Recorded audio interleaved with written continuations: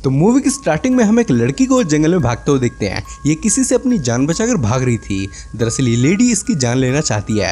ये लेडी इस crystal lake की ओनर है, इसलिए टूरिस्टों का यहाँ आना जाना रहता था। आज इसका बेटा पानी में डूब के मारा गया, इसलिए गुस्से में इसने अपने सारे टूरिस्टों को मार डाला और अब यही बची थी। लेडी का कहना था कि इन लोगों ने जेसन को डूबने से क्यों नहीं बचाया। खैर इससे पहले कि लेडी इसे मारती, इस लड़की ने इसका गर्दन काट दिया और भाग गई। इसके बाद हमने जेसन को देखा जो मरा नहीं है बल्कि जिंदा था। अपनी माँ की लाश देख इसका खून खौल गया और अब ये बनने वाला था एक बहुत बड़ा किलर। जेसन ने अपनी माँ की लॉकेट रख ली और उनकी कटी गर्दन घर ले जाने लगा। अब काफी साल बाद का सीन दिखाया गया और हमने एक फ्रेंड ग्रुप को देखा जिसमें 5 लोग थे। ये क्रिस्टल लेक में वैकेशन मनाने आए थे और साथ ही इन्हें इस जंगल में वीट नामी पौधे को ढूंढना था। अगर इन्होंने उसे ढूंढ लिया तो ये उससे लाखों रुपए कमा सकते थे।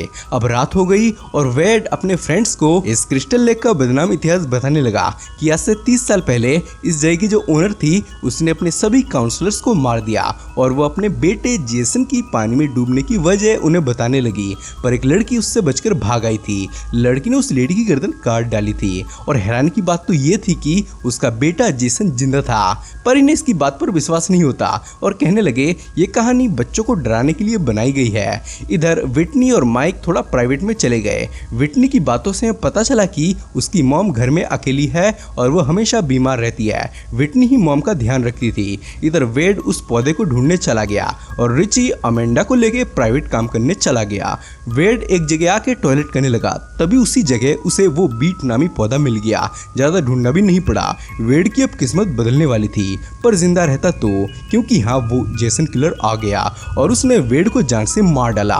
इधर माइक और विटनी टहलते हुए क्रिस्टल कैंप के अंदर आ गए। विटनी अंदर नहीं जाना चाहती थी, इसलिए दूसरे साइड गए जहां जेसन का घर था। विटनी को यह जगह अजीब लग रही थी, वो घर के अंदर नहीं जाना चाहती थी, पर माइक की जिद करने पर आना पड़ा।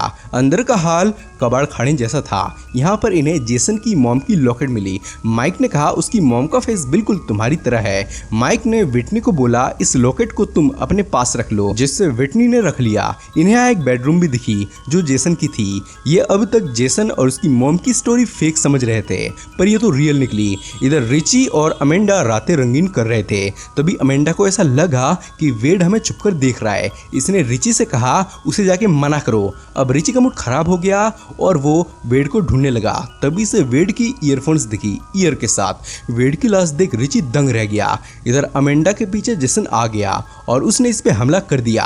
रिची भागने लगा, तभी देखा अमेंडा को ब्लैंकेट से लपेटकर आग में जलने को छोड़ दिया है। ये उसे बचाने जाने लगा, पर तभी इसका पैर एक ट्रैप में फंस गया और अमेंडा जलकर मारी गई। माइक और विटनी को एक जगह बहुत सारे कैंडल्स दिखे और इस होल के अंदर कुछ था। माइक ने जब उसे बाहर निकाला तो ये जेसन की मॉम की कटी गर्दन थी, यानी वो अपनी मॉम के सर को पूजता था। तभी किसी ने दरवाजा बंद कर दिया। इन्हें लगा बाहर कोई है। माइक नीचे झांक कर देखने लगा, तभी नीचे से नाइफ की हमले होने लगे। विटनी टेप के ऊपर चढ़ गई, पर माइक इन हमलों से बहुत ज्यादा घायल हो गया। विटनी उसे टब के ऊपर खींचने लगी, तभी जेसन उसे नीचे खींचने लगा और अंदर ले गया।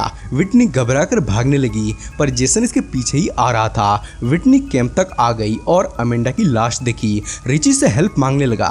विटनी जब इसका ट्रैप निकाल रही थी तभी जेसन यहाँ आ गया और रिची के खोपड़ी के 2 टुकड़े कर दिए और अब सीन यही कट हो गया और हमें 6 हफ्ते बाद का सीन दिखाया गया। हमने एक फ्रेंड ग्रुप को देखा जो गैस स्टेशन पर रुकी थी। ये ट्रेंट है। सारे फ्रेंड्स इसी के बंगले में जा रहे हैं जो क्रिस्टल लेक में था। ट्रेंट एक रिच लड़का है, इसलिए वो घमंडी भी है। इन्होंने स्टोर में थोड़ा सामान खरीदा। स्टोर पे हमने विटनी के भाई को देखा जो अपनी बहन को ढूंढ रहा था। ये स्टोर ओनर से परमिशन मांगने लगा कि वो विटनी के इन पोस्टर्स को इनके स्टोर के बाहर लगाने दे ताकि उसकी बहन को ढूंढने में आसानी हो, पर ओनर सेल्फिश था। उसने बहाने बनाते हुए मना कर दिया। तभी ट्रेंट ने कहा साइड हो जाओ, हमें बिलिंग करानी है। इधर दोनों में थोड़ी बहस हो गई, लड़ाई भी हो जाती, पर जेना ने ट्रेंट की तरफ से इससे माफी मांग ली। फिर वो चले गए। इसका नाम क्ले है। रास्ते में शेरिफ क्ले से मिला और दुख जताने लगा कि वो विटनी को नहीं ढूंढ पाए। पुलिस ने भी इसकी बहन को ढूंढने की बहुत कोशिश करी थी, पर विटनी इन्हें कहीं नहीं मिली, जिससे अंत में थक हार कर उन्होंने केस को ही बंद कर दिया। शेरिफ को लग रहा था विटनी अपने बॉयफ्रेंड के साथ कहीं भाग गई होगी। क्ले ने कहा ऐसा कभी नहीं हो सकता, क्योंकि वो हमेशा मॉम का ख्याल रखती थी और फिर भी अगर वो भाग भी गई होती तो कम से कम मॉम के फ्यूनरल पर तो आती। क्ले श्योर था कि उसकी बहन किसी मुसीबत में है। इधर ये लोग बंगले में पहुंच गए। ट्रेंट को अपनी प्रॉपर्टी पर बहुत घमंड था। यहाँ पर एक लेक भी था। क्ले विटनी की तलाश में एक घर में आया जहाँ इसे एक खूंखार कुत्ता मिला, पर उससे भी खूंखार उसकी ओनर थी। क्ले ने कहा वो अपनी बहन की तलाश में यहाँ आया है। लेडी ने कहा ये अब तक मर चुकी होगी। जो भी यहाँ आता है वो कभी वापस नहीं जाता। शहर के लोग फालतू में बिना सोचे समझे यहाँ घूमते रहते हैं, जिससे हम भी परेशान होते हैं और वो भी सर इसका मतलब जेसन था। ट्रेंट के सारे फ्रेंड्स एंजॉय कर रहे थे, पर उसे अपने फ्लोर की चिंता हो रही थी कि उसे ये खराब ना कर दें। जेना ने इसे हाइकिंग पे चलने को बोला, पर ये अपने बंगले को अपने फ्रेंड्स के हवाले छोड़ नहीं जाना चाहता था। उसे शक था कि वो उसका कोई सामान ना चुरा लें। इसे अपने फ्रेंड्स पे भी भरोसा नहीं था। क्ले एक कारपेंटर के पास पहुंचा और उससे अपने बहन के बारे में पूछा, पर इसे भी कुछ पता नहीं था। ये आदमी क्ले को चरस बेचने लगा, पर वो कौन सा लेने वाला था। इधर पीटर और ग्वेन लेक पर जा रहे थे।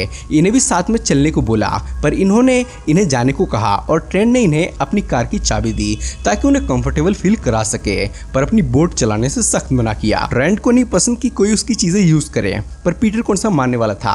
क्ले विटनी की तलाश में इनके बंगले तक पहुंच गया। जेना ने इसे अंदर आने को बोला और ड्रिंक ऑफर किया। तभी ट्रेंट इसे देख गुस्सा हो गया और इसकी इंसल्ट करने लगा और अपने बंगले से बाहर निकलने को कहा। दोनों में फाइट होने वाली थी, पर जेना ने इन्हें शांत किया और क्ले के साथ बाहर आ गई। फिर पूछा अब तुम कहाँ जाने वाले हो। क्ले ने कहा वो अब लेक के दूसरे साइड जाएगा, शायद वहाँ उसे कोई क्लू मिल जाए। अब जेना भी इसकी हेल्प करना चाहती थी विटनी को ढूंढने में, इसलिए साथ चली गई। इधर जब वो कारपेंटर आराम कर रहा था तब इसे ऊपर से आहट आई। इसे लगा कोई चोर होगा, क्योंकि कई दिनों से इनका केरासिन कोई चुरा रहा था। तभी जेसन ने आके इसकी गर्दन पकड़ ली। वो दिखने में बहुत भयानक था। जेसन ने इसकी गर्दन काट दी, फिर वहां पड़ी एक मास्क को पहन लिया। पीटर और ग्वेन लेक में आ गए थे। क्ले जेना को बता रहा था 17 साल की एज में उसने घर छोड़ दिया था। तब से विटनी ही मॉम का ख्याल रखती थी। वो मुझसे ज्यादा रिस्पॉन्सिबल थी। तभी से वेड की जीपीएस पड़ी मिली। पीटर और ग्वेन लेक में मजे कर रहे थे। इधर ट्रेंट एक गेम में हार गया था, इसलिए अब उसे च्यू के सूस से बियर पीना था, पर वो ठहरा घमंडी, इसलिए उसने पीने से मना कर दिया और बोला ये मेरा घर है, यहाँ सिर्फ मेरे रूल्स चलेंगे। यहाँ लेक में जेसन आ गया और एक तीर पीटर के सर के आर पार कर दी। फिर बोट ग्वेन के सर पे आके लगी। सर से खून निकलने लगा। वो हेल्प को चिल्लाने लगी। तभी जेसन को देख लिया और वो इसे अपनी मदद के लिए बुलाने लगी, पर जब इसने तलवार निकाला तो इसका वहम दूर हो गया और वो उससे दूर भागने लगी और यहाँ के छुप गई। तभी ऊपर जेसन आ गया। इसने पूरी कोशिश करी कि आवाज ना हो, पर जेसन ने इसे देख लिया और रोड सर के अंदर घुसा दिया। क्ले और जेना क्रिस्टल लेक में आ गए और एक केबिन के अंदर चले गए जहां सिर्फ कबाड़ा था। यहाँ पर इन्हें कुछ नहीं मिला।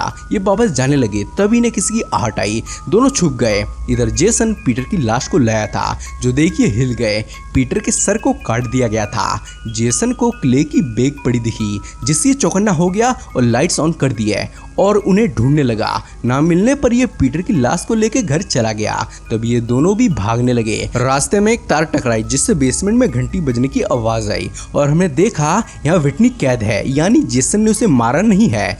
ये हेल्प की चीख लगाने लगी, पर इन्हें सुनाई नहीं दिया और वो भाग गए। अब जेसन बेसमेंट के अंदर आया और उसने बाकी लाशों के ढेर में पीटर की लाश भी फेंक दी।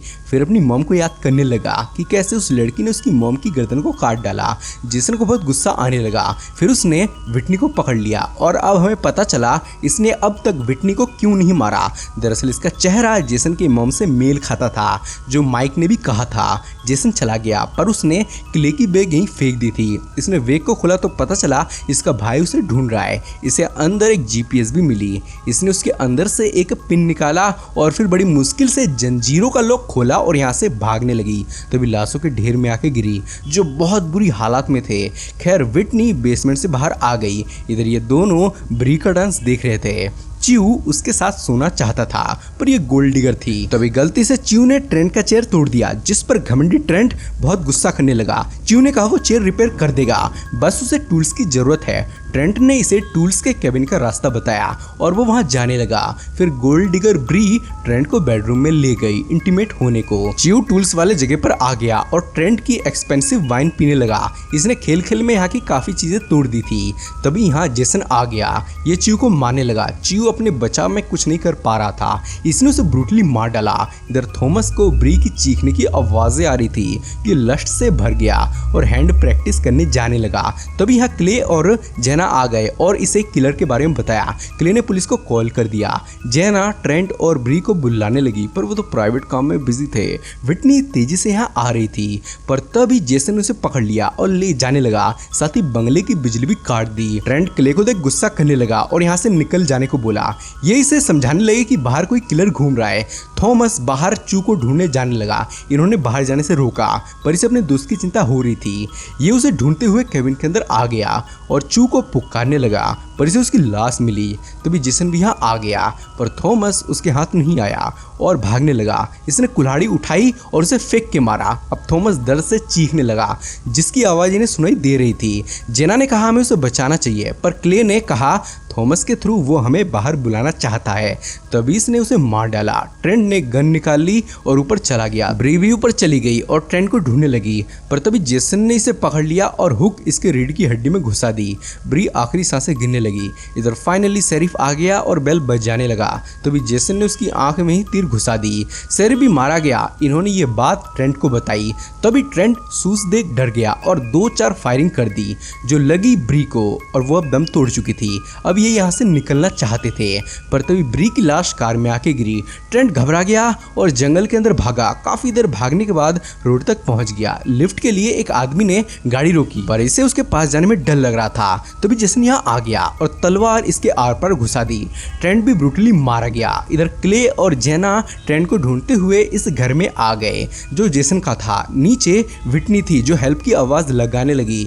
इन्होंने उसकी आवाज सुन ली और इसे खोल अंदर घुस गए। यहाँ पर कई रास्ते थे। फाइनली ये विटनी तक पहुंच गए। तभी जेसन के आने की आहट आने लगी। क्ले विटनी की जंजीर तोड़ने लगा। ये भी अंदर आ गया, पर तभी जंजीर टूट गई और ये भागने लगे।